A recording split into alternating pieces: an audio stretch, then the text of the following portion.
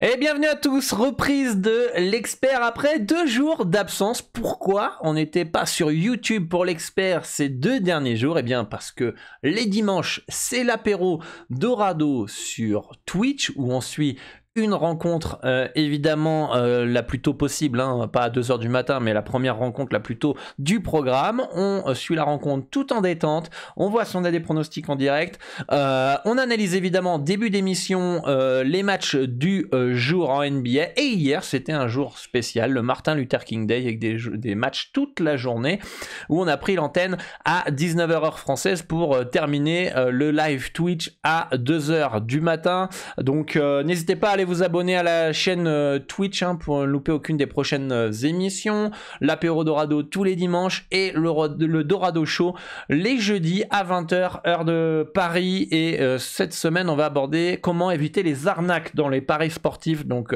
rendez-vous jeudi à 20h sur Twitch. Donc allez vous abonner si vous êtes chaud pour suivre les différentes émissions. Les Dorado Show, vous pouvez les retrouver en podcast sur Spotify et Apple Podcast. Les liens sont dans la description si vous voulez écoutez les précédents épisodes. Ce soir, on a 4 matchs. Et pour ceux qui ne me connaissent pas, je suis Dorado, parieur professionnel au Mexique. Ça fait depuis plus de 10 ans maintenant que j'aide les parieurs dans la francophonie à augmenter leurs revenus grâce à leur passion des paris sportifs. Et si c'est aussi votre objectif, vous souhaitez progresser, step up, améliorer vos capacités psychologiques et mentales pour supporter les bad runs, la variance, augmenter, améliorer votre stratégie, etc., n'hésitez pas à vous abonner à la chaîne YouTube, de me suivre sur les différents réseaux sociaux, et je vous invite aussi à suivre cette conférence pour exploser vos gains dans les paris sportifs avec plus de 25 à 30% de bénéfices en plus sur chacun de vos pronostics grâce à un outil ultra puissant. Cette conférence est totalement gratuite, elle dure entre 30 et 40 minutes.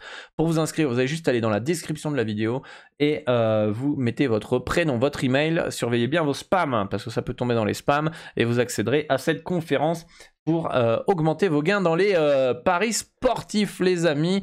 Voilà, et je vous invite à me suivre aussi sur les différents réseaux sociaux. Tant qu'à faire, si vous allez dans la description de la vidéo, les amis. Voilà. Bon, on a 4 matchs ce soir, on va pouvoir faire le petit récapitulatif de la veille, les amis. Alors, soirée en bénéf pour ma part, j'espère que vous aussi. Une soirée qu'on a suivie donc hier sur Twitch pour l'apéro Dorado pour le Martin Luther King Day. Donc, encore une fois, allez me suivre sur Twitch, les amis.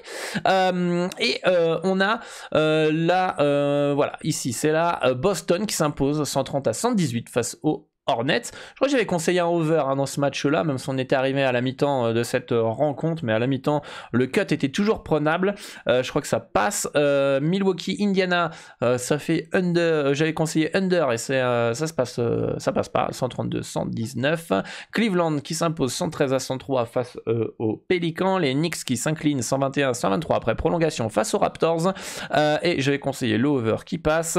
J'avais conseillé aussi Washington plus 3,5 face aux Warriors de Golden State. Ça ne passe pas malheureusement à cause d'un mauvais quatrième quart-temps. Atlanta, je vous l'avais conseillé, qui s'impose 121-113 face au Heat. Le Jazz qui s'impose 126-125 face à Minnesota. Memphis qui s'impose 136 à 106 dans cette rencontre face aux Suns. Et j'avais aussi conseillé, j'avais joué les Lakers -5 face aux Rockets qui passent. Donc soirée en bénéf pour ma part. J'espère que vous aussi.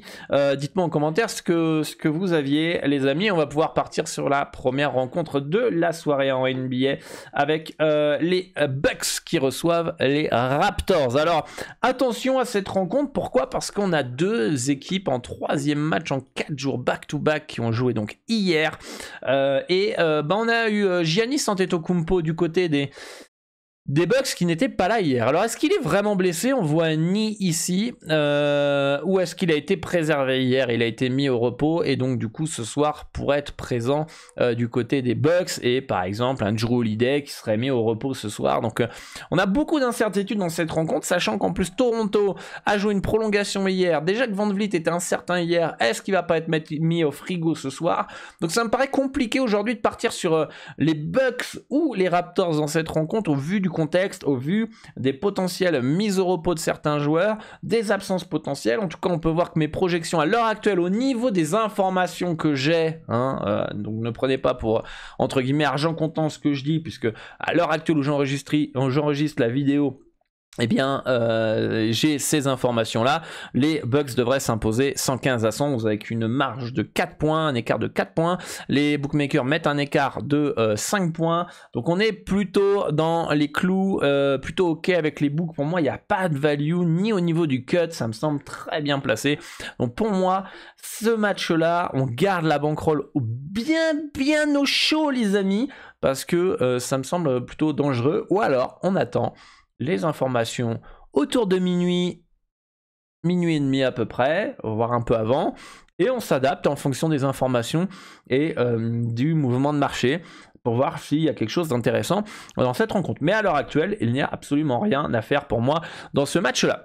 Match suivant, c'est les Nets de Brooklyn qui se déplacent à San Antonio, qui part pour moi logiquement favori chez les Spurs qui sont quand même assez irréguliers, qui ne défendent pas beaucoup. Du côté des Nets, on a comment il s'appelle, KD qui est toujours forfait, et on a Ben Simmons qui est de retour, donc ça c'est plutôt une bonne nouvelle. Donc les Nets pour moi me semblent plutôt plus solides que les Spurs qui pourraient jouer sans Doug McDermott et jouera sans Devin Vassell, mais voilà, pour moi, il n'y a rien à faire dans ce match-là.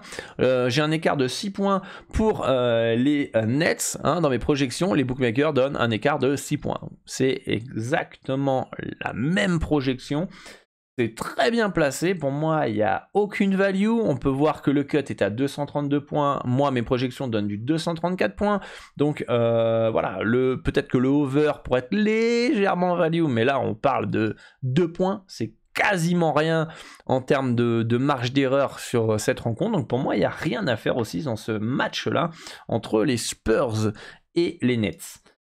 Les Nuggets qui reçoivent les Blazers de Portland avec une projection victoire de 7 points pour ma part des Nuggets, 118-111, et on peut voir que les bookmakers donnent une victoire un écart de 7 points, un moins 7, donc on est pareil, on est exactement dans la même longueur d'onde entre Pinacle et mes projections. Ça me semble plutôt très bien placé d'un point de vue handicap. On pourrait se dire, ah putain, plus 6,5, plus 7, la cote à 3 de Portland, ils peuvent gagner Portland, ils peuvent gagner à Denver, je serais pas surpris. Ils l'ont déjà fait par le passé. C'est deux équipes qui n'ont pas ultra changé. Hein. Ces 2-3 dernières saisons, j'exagère peut-être, il y a eu des gros mouvements. On va dire l'ossature, voilà, de l'équipe. C'est Damian Lillard du côté des Blazers et c'est Nikola Jokic du côté de Denver. Hein. Donc les deux stars sont bien là. Bien évidemment, il y a eu CJ McCollum par le passé, etc. Mais qui, je pense, a été remplacé par peut-être un peu plus de joueurs de complément autour de Damian Lillard, on a justement ce fameux Damian Lillard qui est incertain. Donc à partir du moment où on ne sait pas si Damian Lillard joue ce soir, ça change complètement la donne du côté de Portland. Évidemment, sans lui, ça me semble très compliqué pour les Blazers d'aller gagner chez le leader, hein, si je me trompe pas, les Nuggets. Et pour moi, l'écart, le handicap me semble très bien placé. Par contre, je trouve que le cut me semble vraiment haut, quoi. Un under 238 à 934 me semble pas mal. Je vois. Après en NBA ça défend tellement pas que voilà, mais on peut voir que les moyennes des équipes nous donnent une projection de 118-111, donc ça nous fait du 229 points. Là, on a quand même un gros écart, je trouve, entre les deux équipes. Damian Lillard qui pourrait manquer la rencontre, donc déjà, c'est une menace offensive en moins.